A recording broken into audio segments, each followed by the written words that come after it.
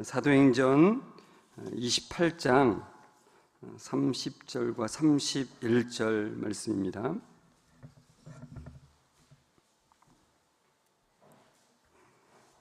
신약성경 238면에 있는 사도행전 28장 30절과 31절 말씀을 제가 봉독해 드리겠습니다. 바울이 온 이태를 자기 셋집에 머물면서 자기에게 오는 사람을 다 영접하고 하나님의 나라를 전파하며 주 예수 그리스도에 관한 모든 것을 담대하게 거침없이 가르치더라. 아멘. 우리 옆 사람과 인사하겠습니다. 성도님, 말씀에 은혜 되세요. 이렇게 인사하겠습니다. 말씀에 커다란 은혜가 되시기를 주의 이름으로 축원합니다. 네, 여러분, 오늘 말씀은 사도행전의 마지막 두 절입니다.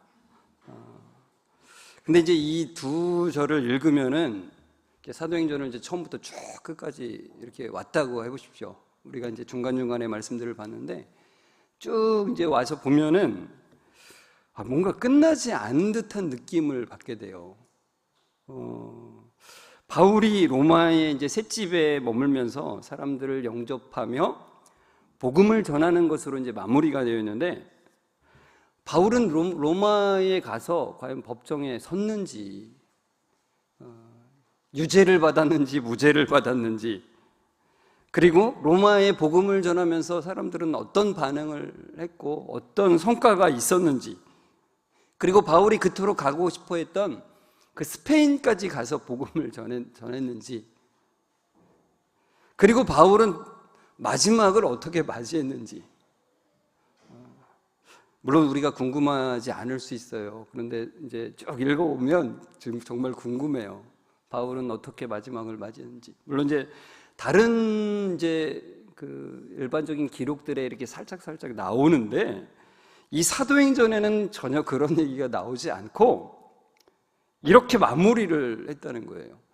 여러분, 사도행전이라고 하는 말은 이 사도들의 행적을 적은 글이라는 뜻이에요. 그런데 왜 사도행전은 이 사도의 행적에 대해서 우리가 궁금해하는 것들에 대해서 충분한 정보를 제공해 주지 않고 끝낸 것일까? 어떤 의도로 이렇게 마무리를 한 것일까? 여러분, 오늘 이 말씀을 그 앞에 부분하고 같이 보면서 이렇게 끝낸 의도를 좀 같이 오늘 좀 살펴보았으면 좋겠습니다. 이 바울이 안디옥 교회에서 이제 파송을 받아서 전도 여행을 떠난 지가 벌써 한 여기까지 온 게, 그 로마까지 온 게 거의 10년이 넘는 거예요. 우리가 이제 안디옥에서 파송을 받아서 구브로 섬을 거쳐서 지금의 현재 튀르키예 남부라 그랬죠. 그 갈라디아 지역을 쭉 다니면서 복음을 전한 것, 이게 바로 1차 전도 여행이라고 했죠. 그리고 2차 전도 여행은 안디옥에서 출발해서 갈라디아 지역을 한번 보고, 그리고요 어디로 가요? 에베소로 가려고 했는데 성령의 특별한 인도하심으로 유럽으로 넘어가게 된다 그랬잖아요. 마게도냐, 아가야, 헬라 지방인데 지금은 다 그리스 지역입니다. 지금 현재 그 지역은 그리스인데, 이 지역을 쭉 다니면서 복음을 전하고 돌아온 여정이 바로 2차 전도 여행입니다. 자, 그 다음에 3차 전도 여행도 역시 갈라디아 지역을 거쳐서 그토록 가고자 했던 에베소로 가게 됩니다. 에베소는 지금의 튀르키예의 서부에 있습니다. 그곳에서 약 3년 동안 복음을 전했다 그랬죠. 그리고 나서 2차 때 방문했던 이 마게도냐, 아가야, 헬라, 지금의 그리스 지역을 다시 한번 이렇게 방문한 다음에 예루살렘으로 간 것까지의 그 여행 과정이 제 3차 전도 여행이라고 합니다. 그래서 이제 그 바울은 이제 예루살렘으로 가는데 그곳에서 어려움을 당할 것을 알면서도 이제 그곳을 가게 되는 거예요. 예루살렘에서 결국 바울은 유대인들의 반발에 의해서 잡히게 되고, 그리고 로마 총독부가 있는 가이사랴로 압송이 되어서 그곳에서 2년 동안 구금을 당하게 됩니다. 제가 오늘 아침에도 아내랑 이렇게 이거를 얘기하면서 쭉 제가 얘기를 해줬더니 아내가 하는 말이 또 감옥 생활 이런 얘기를 하더라고요. 너무나 많은 시간을 바울은 감옥에서 참 많이 보냈어요. 고통의 시간들을 보낸 거죠. 이 가이사랴에서 벨릭스 총독과 베스도 총독 그리고 아그리파 왕에게 재판을 이제 받게 되죠. 그러나 바울은 로마 황제에게 상소하게 되고 결국 죄수의 몸으로 이제 로마로 향하게 이제 끌려가게 되는 거죠. 그래서 배를 타고 가는데 중간에 광풍을 만나서 큰 위기를 당하기도 해요. 그러나 주님께서는 이미 바울에게 말씀하셨어요. 어떤 말씀이요? 담대하라. 네가 예루살렘에서 나의 일을 증언한 것 같이 어디서도요? 로마에서도 똑같이 네가 증언하여야 하리라라고 말씀하셨어요. 그 얘기는 주님께서 바울을 이 로마까지 어떻게든 가게 하신다는 거예요. 그러니까 그가 죄수로 끌려가는 과정일지라도 폭풍을 만나서 죽음의 위기를 당할지라도 주님은 그 얘기를 세세하게 인도하시고 계셨던 거예요. 여러분, 우리의 삶도 마찬가지입니다. 주님, 제가 지금 어디로 가는 겁니까? 어떻게 되는 겁니까? 이렇게 물을 때가 있지만 주님은 그 모든 상황 속에서 우리를 세세하게 인도하고 계시다는 거예요. 결국 바울은 죄수의 몸으로 로마에 이제 도착을 하게 됩니다. 사도행전 28장 16절을 같이 읽어볼까요? 우리가 로마에 들어가니 바울에게는 자기를 지키는 한 군인과 함께 따로 있게 허락하더라 그래요. 그러니까 이 16절을 보면은 바울이 죄수의 몸으로 갔는데 보통 죄수들을 수용하는 그런 감옥에는 갇히지 않았다는 것을 알 수 있어요. 여기 이제 이렇게 돼 있잖아요. 따로 있게 허락하더라 그러잖아요. 그러니까 이 말은 뭐냐면은 어떤 죄수를 수용하는 곳이 아니라 어떤 개인 주택에 연금된 상태로 지내게 되었다는 것을 말씀하고 있는 겁니다. 그리고 지키는 사람도 막 중죄인을 다루듯이 여러 명이 지키는 게 아니라 딱 한 명의 군인만 지키게. 그래서 방문하는 사람들을 맞이할 수 있는 상태였다는 거예요. 아까 우리가 읽었던 30절에 보면은 자기 셋집에 머물면서라는 표현이 있잖아요. 이게 바로 바울이 자기의 돈을 지불해서 그 빌린 집에서 감금된 것이라는 것을 우리에게 보여주고 있다는 겁니다. 바울이 왜 죄수들을 수용하는 그런 감옥에 갇히지 않았을까요? 그가 중죄를 짓지 않았다는 것과 그리고 무죄를 받을 가능성이 큰 죄수라는 것 때문이라는 거죠. 가이사랴에서 바울이 재판을 받을 때 베스도 총독도 그런 말을 했죠. 야 바울아, 네가 가이사에게, 그러니까 로마 황제에게 상소만 안 했으면 넌 그냥 무죄방면인데 이런 말을 했잖아요. 그러니까 이 베스도 총독이 바울을 죄수로서 로마로 보내면서 바울을 호송하는 사람들에게 분명히 그런 말을 해줬겠죠. 이 사람은 큰 죄는 없어.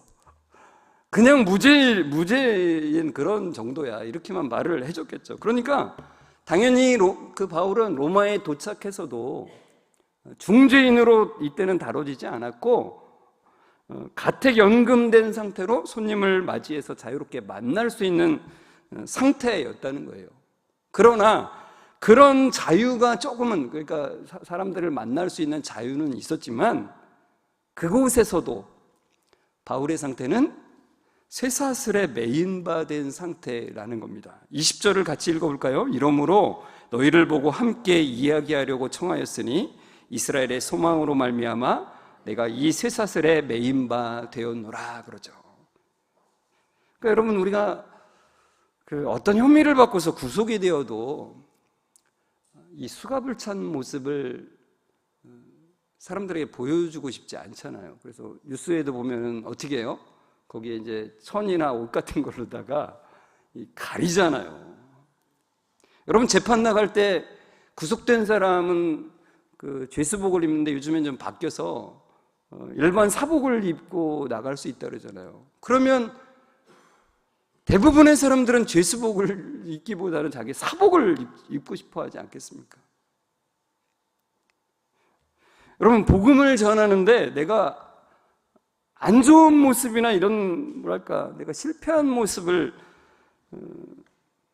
그런 모습이 내게 있으면은 복음을 전하기 힘들다고 우리는 생각하게 되잖아요.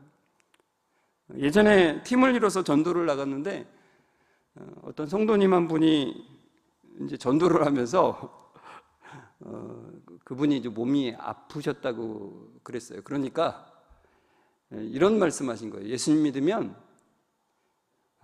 아픈 거 다 나아요. 병이 다 낫습니다. 이렇게 얘기를 하셨어요. 그래서 제가 나중에 그분에게 따로 그런 말씀을 드렸어요. 성도님, 예수님 믿어도 병이 다 나으지 않을 수 있습니다. 계속 아플 수가 있습니다. 여러분, 사람들에게 예수 믿으면 병이 낫습니다, 저처럼 건강해집니다, 뭐 이렇게 하면 좋잖아요. 하는 일마다 잘 됩니다, 이렇게 말하면 참 좋잖아요. 근데 성경은 사실 그걸 보장하고 있지 않다는 거예요. 예수님을 믿는데 우리는 아플 수도 있고 하는 일이 안 될 수도 있습니다. 그러니까 주님은 우리에게 주님을 믿을 때 겉으로 잘 되는 것을 보장하지 않으셨다는 거예요. 무엇을 보장하셨어요, 그러면? 네, 진리 안에서 진짜 잘 되는 것을 보장하셨어요. 진짜 잘 되는 것을. 근데 바울은 보면은 겉으로 보기에는 잘 된 게 하나도 없어 보여요. 아프죠, 갇혔죠, 쇠사슬에 묶여있죠. 하는 일마다 안 되는 것처럼 보이잖아요. 그러니까 겉으로 보기에는 부끄러울 수 있는 그런 처지에 놓인 적이 너무나 많다는 거예요. 제 아내가 아침에 말했듯이 또 감옥이야, 또 고난이구나. 그러니까 헐벗고 매맞고 감옥에 갇히고 쇠사슬에 매이고, 그는 누가 봐도 부끄러울 수 있는 그런 사람이죠. 그러나 그는 이 복음을 부끄러워하지 않는다라고 고백을 하는 거예요. 우리 로마서 1장 16절 같이 읽을까요? 내가 복음을 부끄러워하지 아니하노니 이 복음은 모든 믿는 자에게 구원을 주시는 하나님의 능력이 됨이라. 여러분, 왜 바울이 복음을 부끄러워하지 않는다고요? 이 복음은 모든 믿는 자에게 구원을 주시는 하나님의 능력이 되기 때문이래요. 여러분, 복음은 우리를 죄에서 자유케 하는 하나님의 능력이라는 거예요. 여러분, 쇠사슬에 매여 있지 않아도 복음의 은혜가 임하지 않으면 죄에게 매여 있는 거예요. 그러나 복음의 은혜가 임하면 쇠사슬에 매여 있어도, 그 어떤 것으로 묶여 있어도, 그 어떤 게 잘 안 돼도 우리는 자유한 사람들이라는 거예요. 그래서 바울은 쇠사슬에 매여 있어도 부끄럽지 않게 되었다라고 고백하는 거예요. 그는 이스라엘의 소망으로 말미암아 쇠사슬에 매인 바 되었다라고 고백을 해요. 여러분, 이스라엘의 소망은 무엇입니까? 이스라엘의 소망은 메시아예요. 메시아가 오기를 그들은 그토록 소망을 했어요. 메시아를 보내셔서 우리를 구원하소서. 근데 유대인들은 그것을 자신들의 관점으로 생각해서 정치적인 해방으로 그것을 보았죠. 그러나 바울은 죄와 사망에서 하나님이 구원하신다는 것을 바라보는 거예요. 그래서 자신은 쇠사슬의 매임으로 들어간다는 거예요. 주님, 하나님, 내 동족이 이것을 깨달을 수만 있다면 이 쇠사슬에 100번, 1000번, 10,000번 매인다 해도 주님, 저는 계속 그렇게 되기를 원합니다라고 고백하는 거죠. 바울은 이 가택연금된 상태에서 무엇을 하냐면은 사흘이 지나서 유대인들 중에 높은 사람들, 그러니까 지도자들이에요. 지도자들을 청하하는데 주로 회당장들이 많았을 것이라고 여겨집니다. 유대인들은 어디로 가나? 회당을 짓죠. 10명 이상만 되면 회당을 지어서 거기서 회당장을 세우고 같이 말씀을, 율법을 읽고 배우고 예배하고 그렇게 하죠. 그 회당장들이 이제 거기 많았을 텐데, 바울은 그들에게 이제 자신이 어떻게 이제 이곳에 왔는지, 그리고 자기가 어떤 태도를 취하고 있는지를 설명을 해요. 그러니까 소문에는 바울이 율법을 무시하고 이스라엘을 대적하는, 유대인들을 대적하고 조상의 관습을 배척하는 사람들이라고 소문이 있는데 그거 아니라고. 그래서 그들에게 자신이 전하는 것을 설명해 주고 싶다라고 말을 합니다. 그래서 유대인 지도자들은 바울을 따르는 사람들은 어디서나 대적이 있었다는 소식은 들었대요. 그러나 우리가 그거를 다 확실히 알 수가 없으니까 한번 바울의 사상을 들어보고 싶다라고 이제 말을 합니다. 그래서 어떻게 해요? 날짜를 정하고 바울이 유숙하는 집에 이제 그들이 찾아오게 됩니다. 그래서 바울이 그들에게 아침부터 저녁까지 말씀을 설명해서 가르칩니다. 즉 하나님의 나라를 증언했다고 그랬어요. 그리고 모세의 율법과 선지자의 말, 그러니까 이거는 구약 성경을 말하죠. 그 구약 성경을 가지고 예수님을 증언해서 믿도록 권하는 거예요. 그러니까 그들이 구약 성경을 너무나 잘 알고 있잖아요, 유대인들이. 그런데 그 구약 성경이 말하는 것이 바로 단순한 율법이 아니라 거기에는 은혜가 깔려 있다는 것을 설명하는 거죠. 그게 바로 예수 그리스도를 통해서 하나님이 우리에게 구원을 이루시는 구절들이라는 것을 찬찬히 설명했다는 거예요.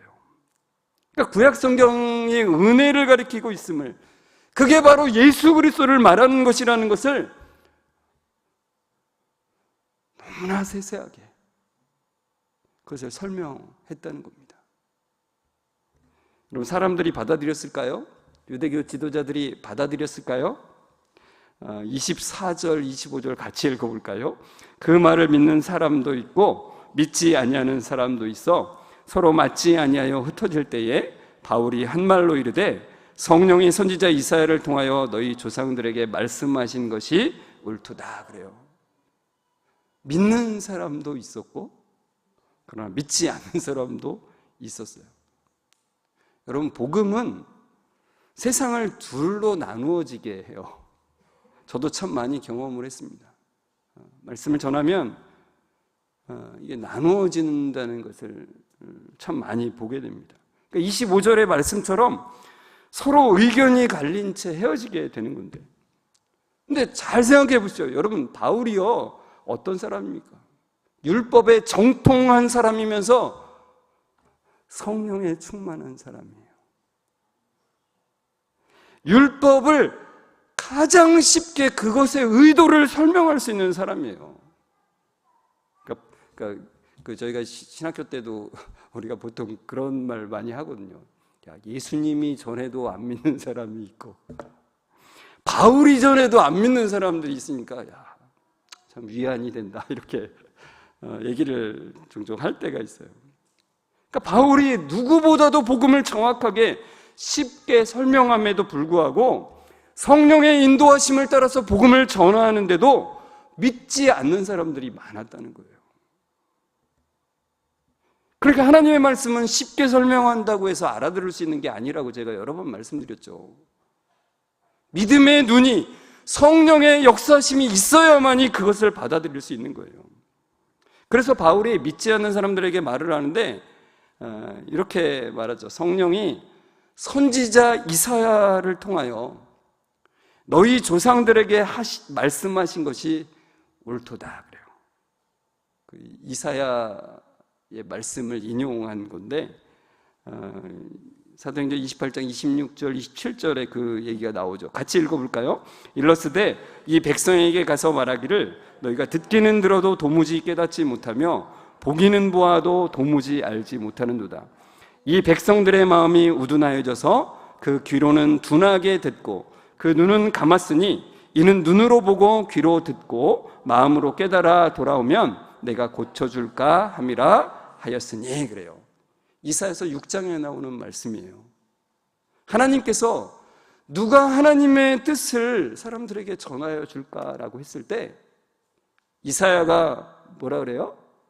주여 내가 여기 있사오니 나를 보내소서라고 하죠. 이때 하나님께서 해주신 말씀이 바로 이거예요. 그러니까 이사야가 주님 제가 여기 있사오니 저를 보내주옵소서. 그러면 하나님께서 그래 그것을 격려하시면 좋잖아요. 이사야야 네가 가겠다고 하니 내가 너를 도와서 사람들의 마음을 열어주겠다. 이렇게 말씀하시면 좋겠는데 그렇게 말씀하시지 않고 이사야가 절망할 말씀을 해주시는 거예요. 그러니까 쉽게 말하자면 이 말씀이 이런 거예요. 이사야야 네가 가서 전하면 사람들 못 알아들어. 너가 전하는 것은 너의 사역은 실패할 거야. 이렇게 말씀하시는 거예요. 하나님은 왜 이렇게 말씀하셨을까? 여러분 저는 목사 안수식을 저를 포함해서 여러 번 참석을 해봤습니다. 그리고 선교사 파송식에도 여러 번 참석을 해봤어요. 보통 그 파송식이나 안수식에 말씀을 전하시는 분들이 보통 이렇게 말씀하세요. 여러분 어려움이 닥칠 겁니다. 그러나 하나님이 여러분을 도우실 겁니다. 이렇게 보통들 말씀하세요. 근데 저는 이 말씀, 이 이사야서 6장 말씀을 보면서 제가 막 상상을 했어요. 아직 저는 그렇게 해보진 못했는데 목사 안수식이나 선교사 파송식에서 제가 만약에 말씀을 전하게 된다면 전 이 말씀을 전하고 싶어요. 우리의 부르심에는 실패가 전제되어 있다는 거예요. 실패가. 그러니까 여러분이 복음을 전해도 저도 마찬가지잖아요. 제가 복음을 전도하러 나가면요 거의 99.99%가 다 거부를 해요. 지난주에도 이 복음을 전하고 할 때 전도지를 줄 때 제일 힘든 게 그거예요. 조금이라도 반응을 보이면 괜찮아요. 됐어요. 이렇게 하는 것 정도는 정말 감사해요. 아예 아무런 반응이 없이 그냥 지나가는 사람, 죄가 없는 사람 취급을 하면서 지나가는 사람을 보면은 참 힘들죠.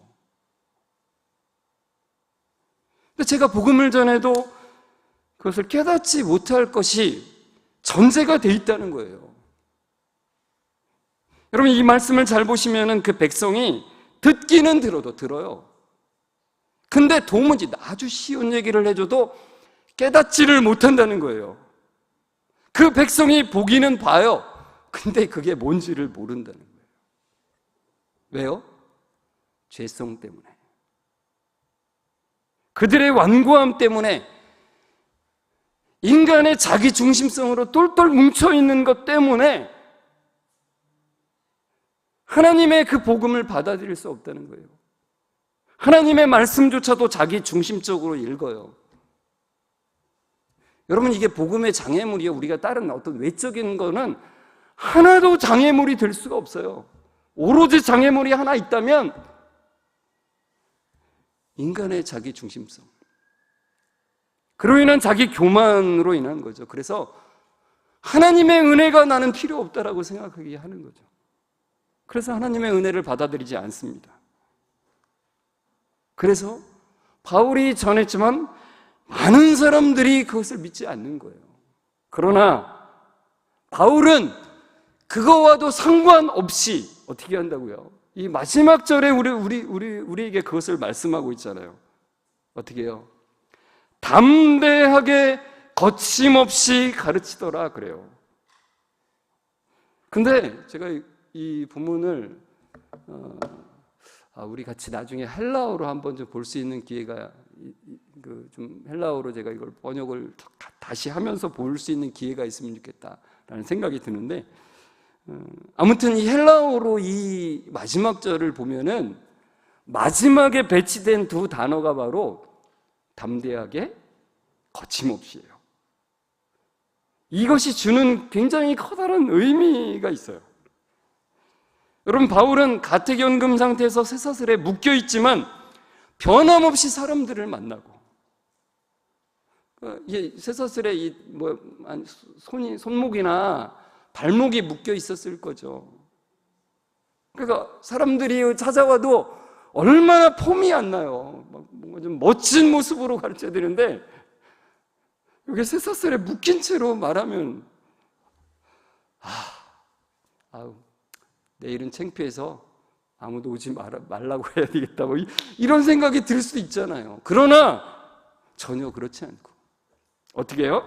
담대하게 거침이 없이, 그 어떤 것도 복음을 전함에 장애가 있을 수 없다는 거예요.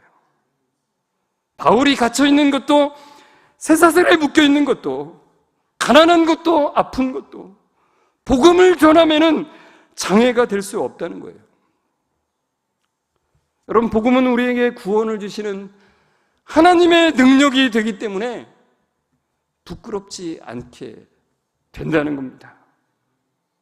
그래서 바울은 성령의 은혜로 하나님 나라를 전파하며 주 예수 그리스도에 관한 모든 것을 가르치는 거예요. 담대하게 거침없이. 여러분, 이렇게 사도행전이 마무리되므로 마지막 단어에 담대하게 거침없이라고 하는 이 단어가 배치됨으로 말미암아서 사도행전의 주인공이 사도들이 아니라, 바울이 아니라 주님이시라는 것을 우리에게 분명히 보여주고 있어요. 우리는 바울이 어떻게 되었는지가 궁금하지만 성경은 그 복음이 어떻게 전파되는지를 우리에게 보여주고 있다는 거예요. 그 복음은 어떠한 상황에도 상관없이 담대하게 전해지고 거침없이 전해진다는 거예요. 우리의 관점을 그 복음에 초점을 두게 만들어요. 성령 하나님은 주 예수 그리스도의 복음이 땅끝까지 담대하게 전해지게 하십니다. 성령 하나님은 주 예수 그리스도의 복음이 끝까지 거침없이 전해지게 하십니다. 성령 하나님은 신실하게 그 일을 계속해서 진행하세요. 지금까지도 동일하게 그 복음이 담대하게, 바울뿐만 아니라 그 이후에 수많은 하나님의 사람들이 목숨의 위협 앞에서도 그 어떠한 상황에도 상관없이 담대하게 전해지게 하시고 거침없이 전해지게 하시는 거예요. 사도 바울이 죽음을 앞두고 2차 투어 되었을 때에 마지막으로 디모데 후서를 쓰는데, 그가 이렇게 고백을 하죠. 디모데 후서 2장 9절 같이 읽어볼까요? 복음으로 말미암아 내가 죄인과 같이 매이는 데까지 고난을 받았으나 하나님의 말씀은 매이지 아니하니라 그래요. 이렇게 고백하는 거예요. 형제자매들, 내가 비록 죄인처럼 이렇게 매여 있지만, 쇠사슬에 묶여 있고 갇혀 있지만 하나님의 말씀은 결코 묶일 수 없습니다. 이렇게 고백하는 거예요. 여러분, 이 고백처럼 우리의 삶에서도 똑같아요. 그 무엇이 복음이 전해지는데 장애물이 되거나 부끄러움이 될 수 없다는 거예요. 오히려 세상적 관점에서는 우리가 부끄러울 수 있는 것들의 일을 당하는 것이 자연스럽다는 겁니다.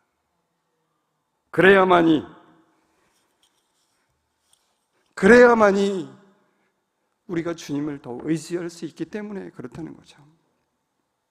주님을 의지하고 참된 능력을 누리기 때문에 그렇다는 겁니다.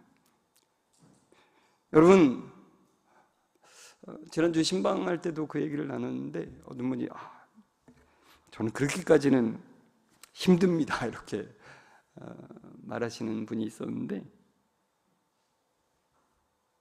그래서 제가 그랬어요. 저도 싫다고. 저도 감옥 가기 싫고요. 저도 쇠사슬에 묶이기 싫어요. 저도 아프기 싫고요. 저도 가난하기 싫고, 저도 힘든 일 당하기 싫어요. 힘든 상황에 가면은 저도 견딜 수 없을 거예요. 제 힘으로는 견딜 수가 없는 거죠.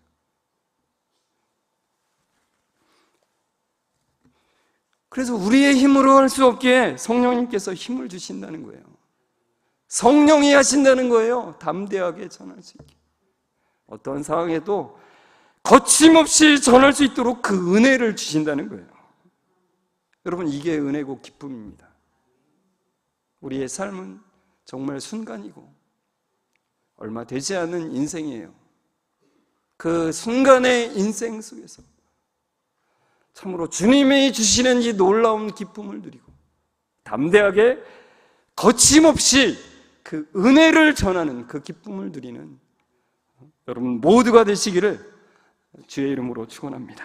우리 같이 말씀을 생각하면서 같이 우리 찬송가 270장 3절을 부르시는데 가사가 이렇게 되어 있습니다. 주님의 거룩한 보혈을 날마다 입으로 간증해 담대히 싸우며 나가세 천국에 들어갈 때까지. 주님, 우리의 인생이 주님의 거룩한 보혈을, 주님의 복음을 날마다 입으로 간증하는 인생 되게 해주십시오라고 하는 그 고백을 담아서 우리 같이 불렀으면 좋겠어요. 같이 일어나서 우리 같이 믿음으로 같이 이 시간 함께 찬송하겠습니다.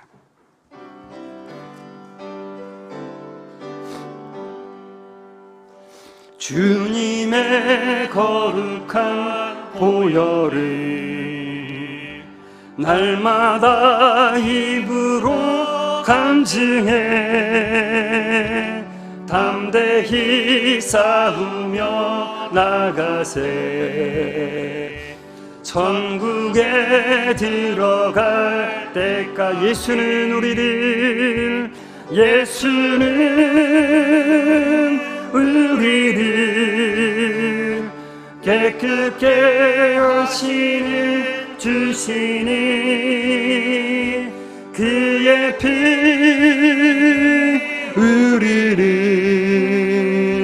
눈보다 더 이게 하셔. 주님의 거룩한 보혈을, 주님의 거룩한 보혈을 날마다 입으로 간증해 담대히 싸우며 나가세 천국에 들어갈 때까지. 천국에 들어갈 때까지. 예수는 우리를 깨끗게 하시는 주시니 그의 피 우리를 눈보다 더 이게 하셨네. 반주 없이 예수는 우리를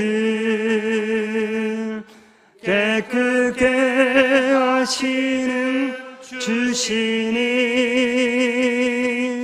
그의 피 우리를 눈보다 더 희게 하셨네. 모든 믿는 자에게 구원을 주시는 그 놀라운 복음을 주신 하나님, 감사와 영광을 올려드립니다. 그 은혜를 부어주시는 하나님의 사랑을 찬양합니다. 그 놀라운 은혜, 그 능력을 주심에도 불구하고 겉모습에 의지하여 살아가는 인생들을 불쌍히 여겨 주옵소서. 쇠사슬에 매어 있지는 않으나 많은 것들에 매어 있는 삶을 살아갑니다. 그러나 우리가 쇠사슬에 매어 있어도 참된 자유를 누리는 삶이 되게 하시고 생명의 풍성함을 전하는 자들이 되게 하여 주옵소서. 우리가 겉으로는 매어 있어도 하나님의 말씀은 매이지 않음을 늘 보는 은혜를 허락해 주옵소서.